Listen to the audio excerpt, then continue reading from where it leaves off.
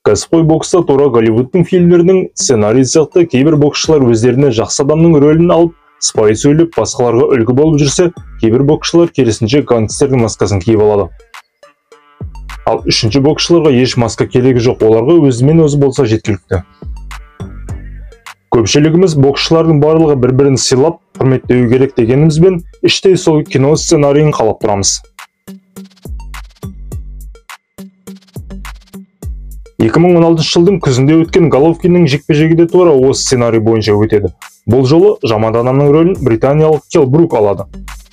Ол интервьюлерінде Головкинді өзімен жекпе-жекке келіскендігі үшін өкіндіретінін, бір соққымен қарсыласын ұйықтатып, әлемді дүр сілкіндіретіндігін айтумен болады. Жекпе-жек шынында тартысты және драмаға толы болады.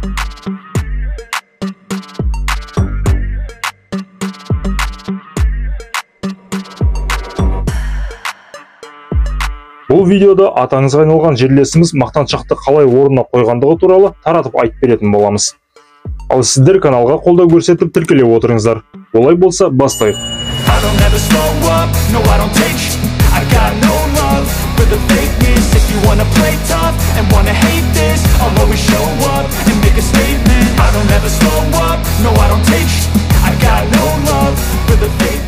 Танысып қойыңыздар, бұл Келл Брук. Кезінде жартылай орта салмақтың ең талантты боксшылардың бірі саналған, бұрынғы IBF тұжырымы бойынша әлем чемпионы. Triple G'ге қарсы жекпе-жекке дейін 36 рет жеңіске жетсе, оның 25-ін нокаутпен, бірде-бір рет жеңілмеген екен. Британиялықтың соққысының жылдамдығына, соққысының ауырлығына, керемет қорғанысына және соққыны жақсы қабылдай алатындығына қарап, жанкүйерлер сол кезде ешкім тоқтата алмаған Triple G'ді тоқтатса, осы тоқтатып қалар деп ойлайды. Брук алғашқы чемпиондық белдікті 2014 жылы америкалық Шон Портерге қарсы өткен жекпе-жекте төрешілердің бірауыздан шешімімен жеңіп алған болатын. Ол белдікті кейіннен бірнеше рет қорғап, қарсыластарының барлығын нокаутқа жібереді. Ал Головкин бұл уақытта өз салмағындағы боксшылардың барлығын дерлік нокаутпен жеңіп, 3 чемпиондық белдікті қанжығасына байлаған болатын. Triple G'дің техникалық басымдылығы сондай, тіпті бұрын-соңды чемпион болған боксшылардың өзі Головкинмен жекпе-жекте бокс залына енді ғана келген боксшы сияқты өнер көрсетеді. Бірақ бұл Triple G'дің карьерасына кері әсер етіп, атақты боксшылар онымен кездесуден қаша бастайды. Тура сол уақытта британиялық Келл Брук 66 келіден 2 салмақ жоғары секіріп, 72 келінің чемпионы Головкинге жекпе-жекке шығу туралы ұсыныс тастайды. Британиялықтың бұл қылығы бокс аналитиктеріне тым қауіпті көрінеді. Себебі ол кезде Triple G'мен жекпе-жекке шығу денсаулыққа өте зиян деп есептелетін. Ал егер сен 2 салмақ дәрежесінде төмен болсаң, онда мүлдем қиын. Бірақ өзінің жеңілмейтіндігіне тым сенімді болған қарсыласының ұсынысын Головкин қуана қабылдайды. Тіпті Бруктың отаны Англияға бокстасуға да келіседі. Сонымен 10 қыркүйекте Лондондағы 02 стадионында жергілікті 20 мың жанкүйерлердің қолдауымен боксшылар бір-біріне кім мықты екендіктерін дәлелдеу мақсатында жекпе-жекті бастайды.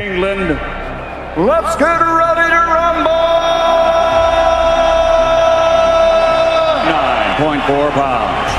His professional record, a perfect one. Special one.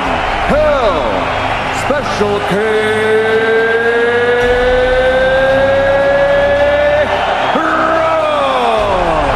In at 11 stone, 5 pounds, or 158.9. Gennady Golovkin, a.k.a. Triple G. Боксшылар жекпе-жекті өте сақ бастайды. Екеуі де көп соққы жұмсамағанмен, бірақ әр соққының салмағы бір нокаутқа тең сияқты. Әсіресе Головкин Брукке бірнеше рет соққысын өткізіп үлгергенімен, жергілікті жанкүйерлердің көзінше намысқа тырысқан ол да Triple G'ге жауап қатып отырады.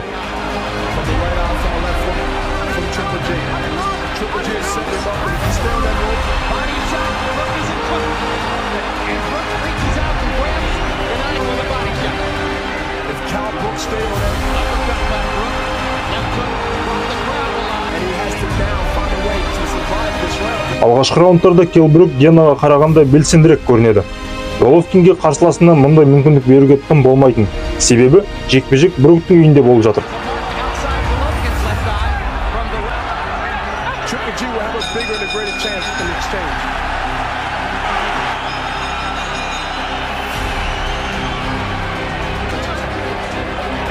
He has to, but he's going to have to fight with Triple G. Maybe he wants it that way.